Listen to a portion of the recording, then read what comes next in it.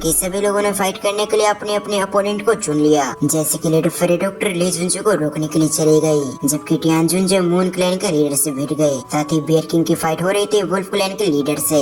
और अब आखिरी में बचा हुआ था सावन, जिससे लड़ने के लिए फैंकिंगर का सीनियर आ गया। और अगर आपको फैंकिंगर के सीनियर का नाम पता हो तो आप मुझे कमेंट करके जरूर बताएं। इस पार्ट की शुरुआत में फैंकिंगर का सीनियर सावन से कहता है अगर तुम्हारे पास पपेट ना होता तो तुम अभी तक जिंदा नहीं होते। ये कहते हुए पावरफुल अटैक सावन की तरफ थ्रो कर देता है। दूसरी तरफ सावन ये देखने के बाद उस अटैक को खत्म करने के लिए अपने हैंडसेट को क्रिएट करने लगता है और उसे कंप्लीट करते हुए सावन कहता है तुम्हारे पास वो एबिलिटी नहीं है जिससे तुम मुझे हरा पाओ। ये कहते हुए सावन ने अपने अटैक को उसकी तरफ थ्रो कर दिया। जैसे वो दोनों अटैक आपस में टकराते हैं तो एक पावरफुल एनर्जी वेव चारों तरफ फैल जाती है। दूसरी तरफ ये सुनने के बाद फैंकिंगर का सीनियर गुस्सा होते हुए सावन से कहता है तुम्हें इतने जल्दी खुश नहीं होना चाहिए, क्योंकि मैंने अपनी असली पावर अभी तक तुम्हें नहीं दिखाया, इसलिए तुम्हें इतनी जल्दबाजी नहीं करनी चाहिए। ये कहते हुए उसने अपनी पावर को एक्टिवेट करना शुरू कर दिया और अगले पल उसके बाजुओं से 2 विंग्स निकलते हैं। जिसके बाद वो सावन से कहता है तुम अपनी डेथ के लिए तैयार हो जाओ, क्योंकि मैंने अपनी असली पावर को एक्टिवेट कर लिया है। ये कहते हुए उसने एक पावरफुल पंच को रेडी कर लिया और अगले पल वो अपनी जगह से डिसअपीयर होते हुए सावन की तरफ जाने लगा।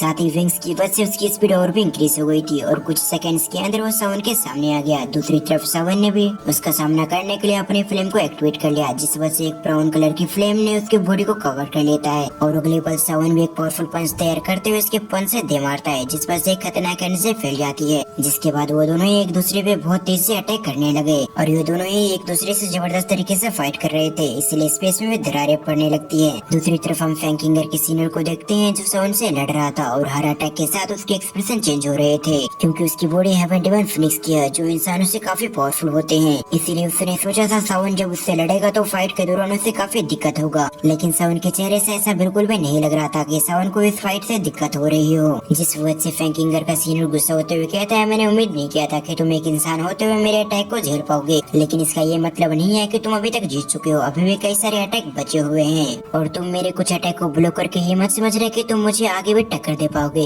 ये कहते हुए उसने अपनी और भी पावर को इंक्रीज कर लिया। साथ ही वो काफी गुस्से में आते हुए सावन पे अटैक करने लगता है, मगर दूसरी तरफ उसके अटैक को ब्लॉक करने में सावन को अभी भी ज्यादा दिक्कत नहीं हो रही थी। साथ ही अपने दोस्तों की सिचुएशन देखने के लिए सावन अपने आसपास देखने लगता है, जहाँ पर उसके दोस्त भी काफी अच्छे से लड़ रहे थे, इसीलिए सावन को अपने दोस्तों की चिंता करने की जरूरत नहीं है। सावन जब इस चीज के बारे में सोच ही रहा था तभी उसकी नजर एक जगह पे पड़ती है, जिस वजह से उसके एक्सप्रेशन चेंज हो गए, क्योंकि उस तरफ फैंकिंगर थी जो अपने हाथों को बाइट करके ब्लड निकालती है, जिनकी मदद से हवा में फैंकिंगर कुछ सिंबल बनाने लगी। जैसे जैसे फैंकिंगर उस सिंबल को बना रही थी उसी तरह से उस जगह पर एक मिस्टीरियस एनर्जी आने लगती है और इस एनर्जी की पावर इतनी खतरनाक होती है कि इसके आने भर से सावन और सावन के दोस्त की हालत खराब होने लगी। ये देखकर तो सभी लोग हैरान होते हैं कि आखिर फैंकिंगर क्या कर रही है, मगर कुछ समय के अंदर उन्हें समझ में आ चुका था कि आखिर फैंकिंगर क्या कर रही है। सीन शिफ्ट कर हम फिर से फैंकिंगर को देखते हैं जिसके सामने एक फीनिक्स आ चुकी थी जो काफी पावरफुल लग रही थी। तभी फैंकिंगर उस फीनिक्स को देखने के बाद काफी खुश हो गई और अगले पल अपने घुटनों पे आते हुए कहती है मुझे आपकी मदद चाहिए, इसलिए मैं अपने ब्लड को कॉन्ट्रैक्ट के रूप में रखते हुए मैं आपके सोल को बुलाना चाहती हूँ।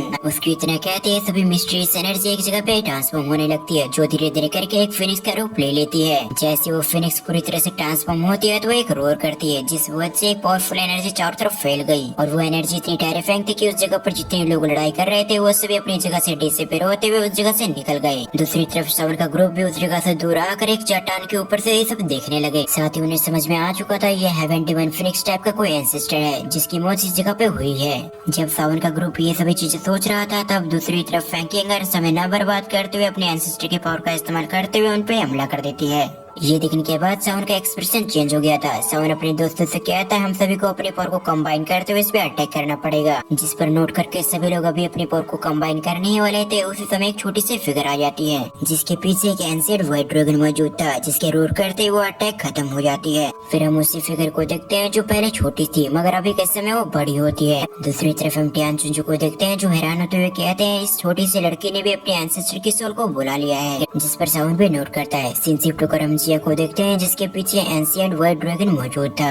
तभी हम जिया को देखते हैं जो आगे बढ़ते हुए कहती है तुम्हारे एंसेस्टर की सोल तो काफी कमजोर है। जिया की बातों को सुनने के बाद फैंकिंगर काफी गुस्सा हो गई थी, साथ ही वो अभी के समय काफी हैरान भी होती है क्योंकि उसने उम्मीद नहीं किया था कि एंशिएंट व्हाइट ड्रैगन का कोई मेंबर भी होगा सोल के ग्रुप में जो उनकी मदद करेगा। मगर फिर भी वो अपने गुस्से को सप्रेस करते हुए एल्डर की तरफ देखती है। ऐसा लग रहा था जैसे को पूछना चाहती हो आखिर अभी उसे क्या करना चाहिए। इधर हम उस ओल्ड मैन और बाकी सभी को देखते हैं जो जिया की आइडेंटिटी को जानकर काफी हैरान होते हैं क्योंकि इस बैरियर के अंदर आने के लिए एंशिएंट व्हाइट ड्रैगन या फिर फिनिक्स टाइप का कोई मेंबर होना चाहिए, तब जाकर कोई व्यक्ति इसके अंदर एंटर कर सकता है। और ये लोग शुरुआत से हेवन डिवाइन फिनिक्स टाइप से बिलोंग करते हैं, इसलिए ही ये लोग इस बैरियर के अंदर एंटर कर पाए। जबकि एंशिएंट व्हाइट ड्रैगन की बात की जाए तो उन्हें देखना काफी रेयर है, इसलिए उन्होंने एक्सपेक्ट नहीं किया था कि उनका सामने एंशिएंट व्हाइट ड्रैगन से हो जाएगा। फिर हम उस ओल्ड मैन को देखते हैं जो कुछ समय सोचने के बाद पीछे पलटता है, जहाँ पर उसके सभी मेंबर्स डरे हुए लग रहे थे। तभी वो कहता है भाई ये लड़की एंशिएंट व्हाइट ड्रैगन से बिलोंग करती है, मगर यह छोटी सी बच्ची है, इसलिए इस छोटी सी लड़की के पास ज्यादा पावर नहीं होगी। ये कहते उसकी नजर जाती है फैंकिंगर पे, जिसकी तरफ देखते हुए एल्डर कहता है इस लड़की को मार दो।